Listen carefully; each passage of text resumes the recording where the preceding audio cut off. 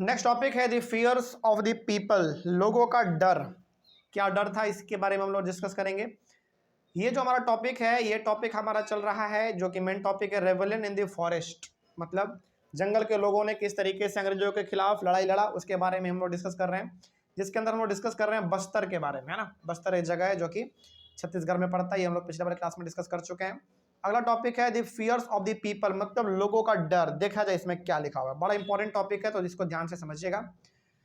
लिखा हुआ पहला पॉइंट इसमें, when the colonial government reserve the forest, stop shifting cultivation, hunting and collection of forest products, the people of Bastar were very worried.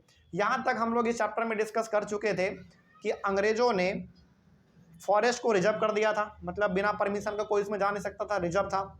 Shifting cultivation को रोक दिया था, hunting को पूरी तरीके से बैन कर दिया था, और जंगल से आप कुछ भी इकट्ठा नहीं कर सकते हैं, इसके ऊपर भी पाबंदी लगा दिया था। तो कहने का मतलब ओवरऑल जंगलों से हम लोगों को पूरी तरीके से बाहर ही निकाल दिया था, किसी प्रकार का जंगल से कुछ इस्तेमाल नहीं कर सकते थे।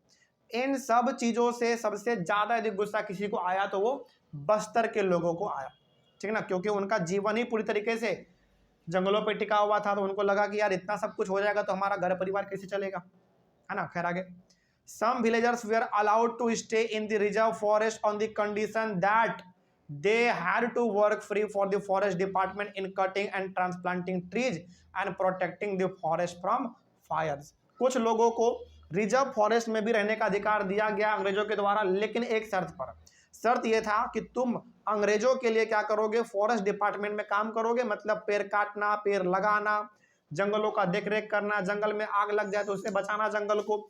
ये सब जब तुम काम करोगे तभी तुमको रिजर्व फॉरेस्ट में भी रहने का अधिकार मिलेगा, और रिजर्व फॉरेस्ट से कुछ कुछ चीजें आप अपने घर भी लेके जा सकते हैं। सोचो, मतलब रिजर्व फॉरेस्ट में आप तभी रह सकते थे, या फिर रिजर्व फॉरेस्ट को आप तभी इस्तेमाल कर सकते थे जब आप अंग्रेजों के लिए काम करेंगे। वो काम क्या होगा, जंगल लगा, मतलब पेड़ काटना, पेड़ लगाना, जंगल को आग से बचाना, जंगल का देख रेख करना। जब ये सब आप काम करेंगे तभी आपको कुछ बेनिफिट मिलता था, नहीं तो फिर आपको कोई बेनिफिट जंगलों से नहीं मिलता था।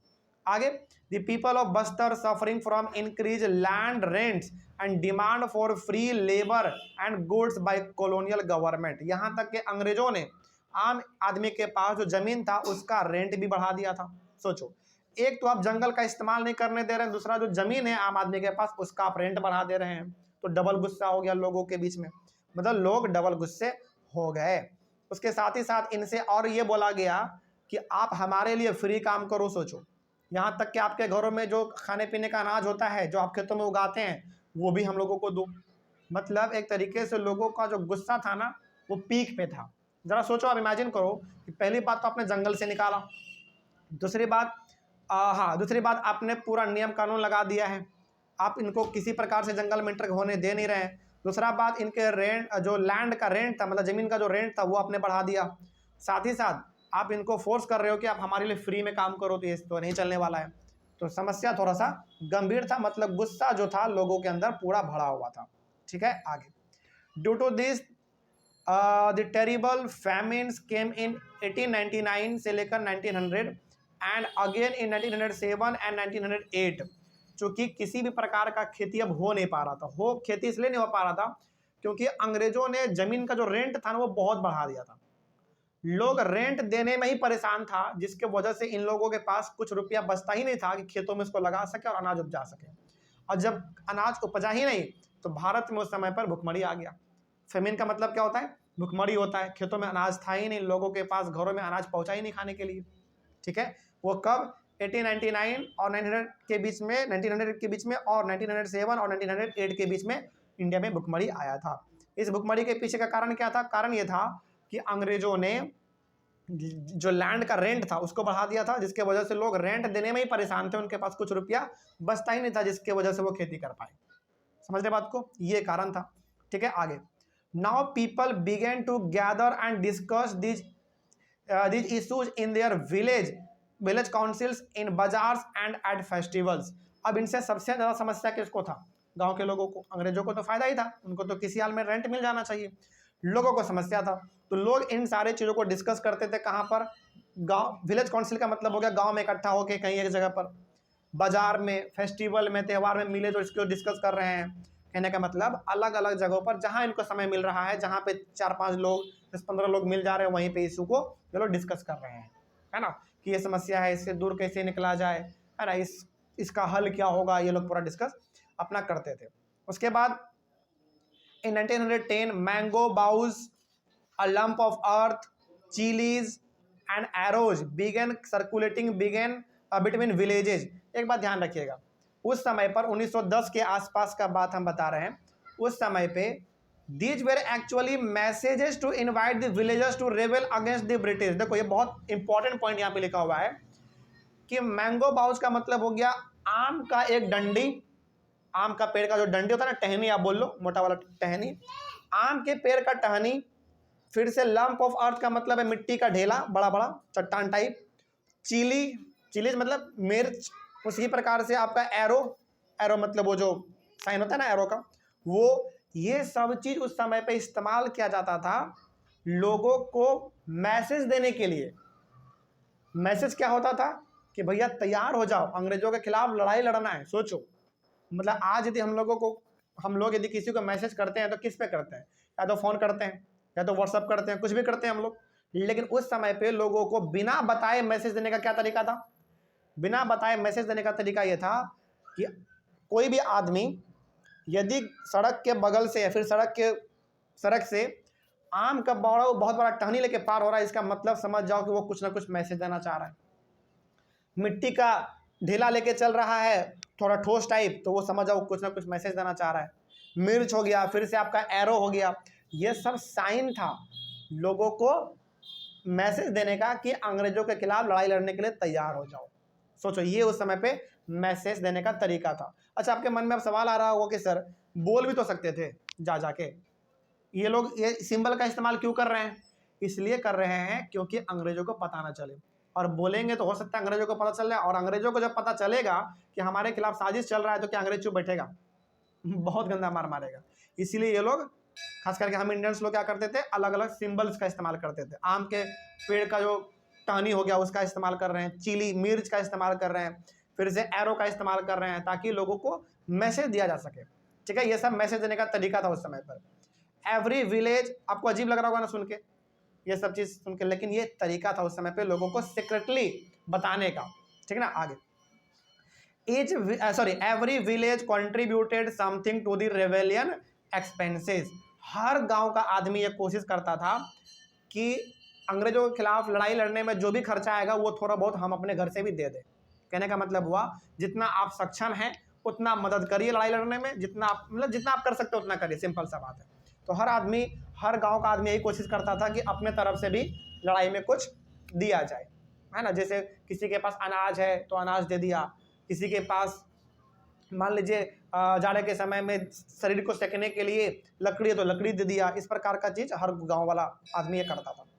Bazaars were looted, the houses of officials, traders, schools and police stations were burned and robbed and grain redistributed। सोचो कितना खतरनाक तरीके से इंडिया के लोगों ने, मतलब जो परेशान थे आदिवासी लोगों ने, कितना खतरनाक तरीके से अंग्रेजों से बदला लिया। देखो, पहला बात, बाजार को लूट लिया गया। आपको लग रहा होगा कि सर बाजार को लूटा, इसमें तो आम आदमी का नुकसान हुआ होगा। नहीं, बाजार भी पहले किसके कंट्रोल में हुआ करता था बताओ? अंग्रेजों के कंट्रोल में। तो जितने भी आदिवासी लोग थे जो जंगलों के नियम कानून से परेशान थे, जो अंग्रेजों से परेशान थे, उन सभी ने बाजार को लूट लिया। बाजार को लूट लिया, इसका सिंपल सा मतलब है कि जहां जहां अंग्रेजों का ठिकाना था, अनाज का गोडाउन ये सब था, उन सभी जगह को लूट लिया गया।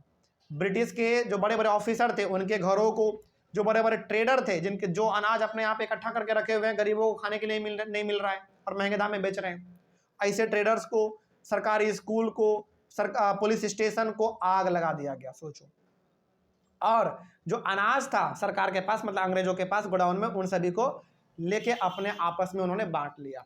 तो ये तरीका था आदिवासी लोगों का उस समय पर अपने, मतलब बदला लेने का तरीका था उन लोगों का।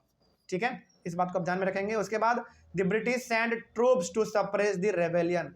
अब क्या अंग्रेज चुप रहा होगा? बिल्कुल नहीं। इतना सब कुछ हम लोगों ने खुरापाती मचाया तो क्या अंग्रेज चुप रहे होंगे? बिल्कुल नहीं।